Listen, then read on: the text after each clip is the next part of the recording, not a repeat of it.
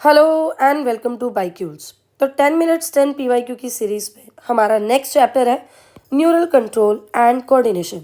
तो चलिए 10 मिनट के अंदर 10 पीवाईक्यू सॉल्व करेंगे, वो भी एनसीईआरटी एक्सप्लेनेशन के साथ। तो हमारा फर्स्ट क्वेश्चन है match list one with list two. List one को लिस्ट टू से मैच करो। लिस्ट वन में कुछ ऑप्शंस दिए गए हैं जैसे कि multipolar neuron, bipolar neuron, myelinated nerve fibre, unmyelinated nerve fibre. आपने बताना है ये हमें कहाँ कहाँ मिलते हैं। सबसे पहले तो हम मल्टीपोलर न्यूरॉन का देखते हैं। तो एनसीईआरटी की लैंग्वेज के हिसाब से एनसीईआरटी ने क्या कहा है, based on number of dendrites the neurons are divided into 3 types. Dendrites और एक्सोन के नंबर के आधार पर 3 टाइप के न्यूरॉन्स हैं। सबसे पहले हमारे पास मल्टीपोलर, जिसमें एक एक्सोन और 2 से ज़्यादा डेंड्राइट्स हों।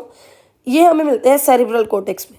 तो मल्टीपोलर न्यूरॉन के लिए हम लिखेंगे सेरिब्रल कोर्टेक्स, यानी ए का हो गया हमारे पास 2। उसके बाद बाइपोलर न्यूरॉन, जिसमें एक एक्सोन और एक डेंड्राइट हो, ये हमें मिलता है रेटिना ऑफ आइज में, यानी बी का हो गया अपने पास 3, यानी bipolar neuron retina of eyes में मिलता है। ऐसे ही यूनिपोलर न्यूरॉन अगर पूछा होता तो वो हमें एम्ब्रियोनिक स्टेज में मिलता। उसके बाद माइलिनेटेड या अनमाइलिनेटेड नर्व फाइबर की बात करते हैं। तो माइलिनेटेड नर्व फाइबर हमें स्पाइनल और क्रेनियल नर्व में मिलती है, तो सी का हो गया हमारे पास 4। उसके अलावा अनमाइलिनेटेड नर्व फाइबर्स वो फाइबर्स हैं जो श्वान सेल से एनक्लोज होती हैं, पर यहाँ माइलिन शीट नहीं बनती, और ये हमें मिलती है ऑटोनोमस और सोमैटिक न्यूरल सिस्टम में, यानी डी का हो गया हमारे पास 1।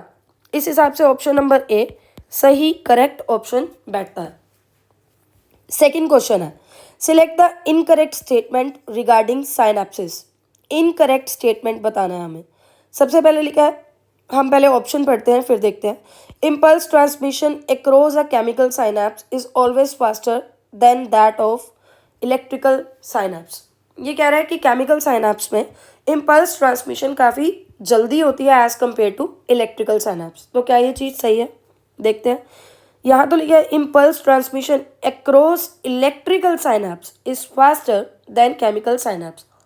तो ये हमारा ऑप्शन यहाँ गलत हो जाता है, क्योंकि एनसीईआरटी के हिसाब से तो इलेक्ट्रिकल साइनैप्स में इम्पल्स ज़्यादा होती है, फास्टर होती है as compare to chemical synapse. तो इनकरेक्ट ऑप्शन तो ए ही है, बाकी भी हम पढ़ लेते हैं। अगला ऑप्शन है the membrane of pre synaptic and post synaptic neurons are in close proximity in electrical synapse. बात तो सही है, इलेक्ट्रिकल साइनैप्स में साइनेप्टिक क्लेफ्ट यानी गैप काफ़ी कम होता है। यहाँ लिखा भी हुआ है at electrical synapse the membrane of pre and post synaptic neurons are in very close proximity. ये सही है। Electrical current can flow directly from one neuron into another across electrical synapse. ये भी बात सही है। एनसीईआरटी में लिखी है electrical current can flow directly from one neuron into another across this synapses. उसके अलावा केमिकल साइनैप्सेस यूज न्यूरोट्रांसमीटर, ये भी बात सही है। केमिकल साइनैप्स में हम पढ़ते हैं कि यहाँ न्यूरोट्रांसमीटर्स इन्वॉल्व है इम्पल्स ट्रांसमिशन के लिए। तो इनकरेक्ट ऑप्शन तो हमारे पास ए है। नेक्स्ट है Nissl bodies are mainly composed of. तो हम न्यूरॉन का जब डायग्राम देखते हैं तो वहाँ हमें नीसल बॉडीज मिलती हैं सेल बॉडी और डेंड्राइट्स के अंदर। तो ये नीसल बॉडी में राइबोसोम्स होते हैं और रफ एंडोप्लाज्मिक रेटिकुलम होता है। ठीक है, तो ऑप्शन डी हमारे पास करेक्ट होगा। फिर है myelin sheath is produce by. अब देखो, माइलिन शीथ को श्वान सेल्स भी प्रोड्यूस करते हैं और ओलिगोडेंड्रोसाइट्स भी प्रोड्यूस करते हैं। ओलिगोडेंड्रोसाइट्स क्या हैं? ये बेसिकली न्यूरोग्लाइल सेल्स हैं जो कि सेंट्रल नर्वस सिस्टम के न्यूरॉन्स के आसपास माइलिन शीथ फॉर्म करते हैं, और Schwann cell peripheral nervous system में माइलिन शीथ प्रोड्यूस करती है। क्लियर? उसके बाद है receptor sites for neurotransmitters are present on membranes of synaptic vesicle, pre synaptic membrane, tips of axon या पोस्ट साइनेप्टिक मेम्ब्रेन। इसके लिए ये डायग्राम देखेंगे। ये क्या है? प्री साइनेप्टिक मेम्ब्रेन, ये पोस्ट साइनेप्टिक मेम्ब्रेन जिसकी डेंड्राइट की मेम्ब्रेन यहाँ बनाई हुई है। वैसे ये टॉपिक मेरे चैनल में ब्रीफली एक्सप्लेन भी है, आप वहाँ पर भी देख सकते हो। तो यहाँ पर हम क्या देख रहे हैं कि जो पोस्ट साइनेप्टिक मेम्ब्रेन है उसमें रिसेप्टर्स प्रेजेंट है। किसके लिए? न्यूरोट्रांसमीटर्स के लिए। वो न्यूरोट्रांसमीटर्स जो प्री साइनेप्टिक मेम्ब्रेन की सिनेप्टिक वेसिकल्स के अंदर। तो आंसर आ गया हमारे पास डी। एनसीईआरटी में लिखा भी हुआ है कि न्यूरोट्रांसमीटर जो रिलीज होते हैं सिनेप्टिक लेफ्ट में वो बाइंड करते हैं रिसेप्टर्स में, और रिसेप्टर पोस्ट साइनेप्टिक मेम्ब्रेन में प्रेजेंट है। क्वेश्चन नंबर 6 इज, ये हमें डायग्राम दिया हुआ है, थोड़ा ये क्लियर नहीं दिया हुआ है एक्चुअल में। ये वाला डायग्राम है जो एक्सोन, टर्मिनल और साइनैप्स को दिखा रहा है। तो ये ऑप्शंस हमें दिए हुए हैं A B C D, आपको बताना है। तो सबसे पहले हम देख लेते हैं। यहाँ जो ऑप्शन ए है ये है बेसिकली ये रिसेप्टर है। जो ऑप्शन बी है, ऑप्शन बी हमें ये स्पेस दिखा रहा है, यानी कि साइनेप्टिक क्लेफ्ट दिखा रहा है।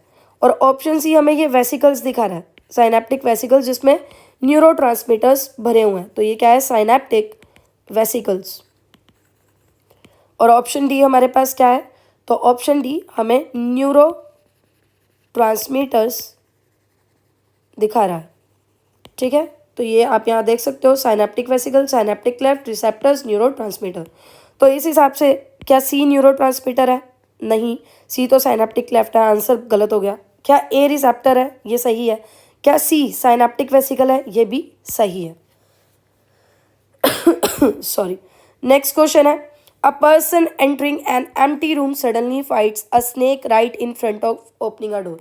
आप इमेजिन करो, आप एक कमरे में घुस रहे हो और जैसे ही आप खोलते हो दरवाज़ा, तो आप देखते हो कि डोर के बिल्कुल सामने स्नेक है। तो आपका रिएक्शन क्या होगा? आप काफ़ी डर जाओगे, घबराहट होगी।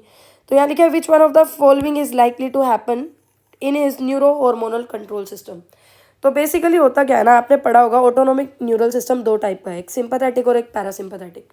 और सिंपैथेटिक एमरजेंसी कंडीशंस में काम करता है।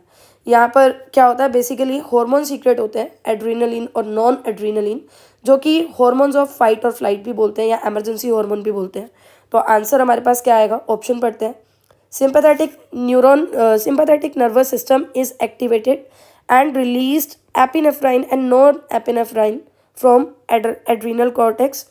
क्या ऐसा है कि सिंपैथेटिक न्यूरॉन सिस्टम एक्टिवेट हो रहा है और ये एपिनेफ्राइन और नॉन एपिनेफ्राइन रिलीज करवा रहा है एड्रीनल कॉर्टेक्स से? तो यहाँ तक तो बात सही थी, पर ये एड्रीनल कॉर्टेक्स से नहीं, एड्रीनल मेडुला से रिलीज होता है। तो ऑप्शन नंबर बी हमारे पास करेक्ट आंसर हो जाएगा। सी तो हो नहीं सकता, इसमें लिखा है neuro transmitters diffuse rapidly across, ये तो नॉर्मल कंडीशंस में हो रहा है। ठीक है, तो आगे चलते हैं। 8 क्वेश्चन है, when a neuron is in resting stage. जब भी कोई न्यूरॉन रेस्टिंग स्टेज पे है, यानी कि कोई भी इम्पल्स कंडक्ट नहीं कर रहा है, द एक्सोनल मेम्ब्रेन इज, तो एक्सोनल मेम्ब्रेन कैसी होगी? देखो, जब भी कोई न्यूरॉन कोई इम्पल्स कंडक्ट नहीं कर रहा है, यानी कि रेस्टिंग स्टेज पे है, तो एक्सोनल मेम्ब्रेन उस टाइम परमिएबल होगी पोटेशियम आयन के लिए, पर इम्परमिएबल होगी सोडियम आयन्स के लिए। तो ऑप्शन नंबर ए हमें दिख रहा है, comparatively more permeable to potassium ion and nearly impermeable to sodium ion. ये हमारे पास करेक्ट है। फिर लिखा है, Alzheimer's disease in humans is associated with deficiency of.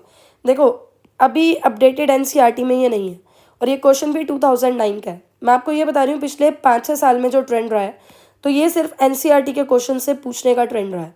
ये 2009 का क्वेश्चन है, तो ज़्यादा घबराना नहीं है। इट्स जस्ट हमें एक बार सारे क्वेश्चन से गो थ्रू होना चाहिए। और तैयारी का मतलब, नीट की तैयारी का मतलब सिर्फ ये नहीं होता कि बुक में से ही तैयारी होगी, एनसीईआरटी से ही तैयारी होगी। वही बच्चे नीट क्लियर करते हैं जो हर चीज़ पर फोकस करते हैं, एनसीईआरटी से भी नॉलेज लेते हैं और पीवाईक्यू को भी प्रॉपर इन डेप्थ एनालाइज कर चलते हैं। तो इसमें मैं आपको आंसर बता देती हूँ। एल्जीमर डिसीज़ कैसे होता है, किस चीज़ की डेफिशिएंसी की वजह से होता है? तो ये एसिटाइल कोलिन की डेफिशिएंसी की वजह से होता है। आज के लिए हमारा लास्ट क्वेश्चन है, during the transmission of nerve impulse through a nerve fibre the potential of inner side of plasma membrane would change. मैं आपको इसका आंसर बता देती हूँ। इसकी एक्सप्लेनेशन आप मेरे चैनल पर ही देख सकते हो। इसका एक प्रॉपर शॉर्ट लेक्चर मैंने बनाया हुआ है जिसमें मैंने पूरा इसको डिटेल में समझाया है, क्योंकि यहाँ हमें 10 मिनट्स में 10 पीवाईक्यू करवाने हैं, तो इसका सॉल्यूशन मैं आपको समझा नहीं सकती ड्यू टू टाइम कंस्ट्रेंट। आप वो लेक्चर देख सकते हो। वैसे इसका आंसर होगा कि पहले नेगेटिव, फिर पॉजिटिव और फिर दोबारा से नेगेटिव। तो ऑप्शन डी इसका करेक्ट आंसर होगा। इसी तरह अगले लेक्चर में हम दोबारा से अगले 10 पीवाईक्यू करेंगे 10 मिनट्स में ही। अगर आपको लेक्चर पसंद आया हो तो please do like, subscribe, share. Thank you so much.